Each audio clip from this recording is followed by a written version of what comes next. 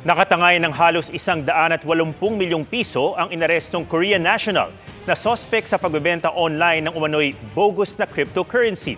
Wala rin daw siyang record na pumasok sa bansa.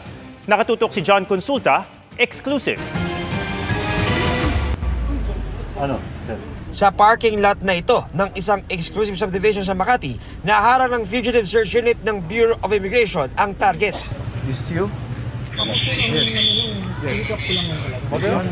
Nung unang itinatanggi niyang siya ang nasa Interpol Red Notice at nagpakita pa ng ID na iba ang pangalan.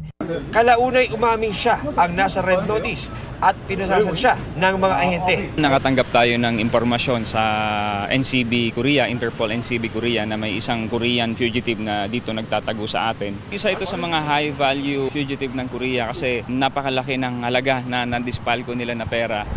Ayon sa BI, sangkot ang 27 taong gulang na suspect sa pagbebenta online ng umano'y bogus na cryptocurrency. Halos 180 million pesos ang natangay ng suspect sa kanyang mga biktima. Nag-set up nga siya ng isang website na kung saan sinasabi niya na ito ay isang legitimate na cryptocurrency trading website. Ang nangyayari, yung perang dinedeposit nila doon ay wala talagang halaga yung cryptocurrency na nakukuha nila sa website na yun. Sabi pa ng BI, iniimbestigahan nila kung paano at kailan dumating sa Pilipinas ang dayuhan dahil wala itong record ng pagpasok sa bansa. Patuloy namang sinusubukan kunin ng pahayag ang suspect na nakakulong sa detention facility ng BI sa Bicutan.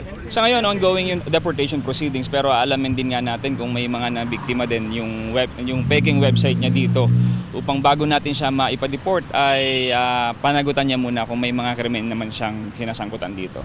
Para sa GMA Integrated News, John Consulta, nakatutok 24 oras.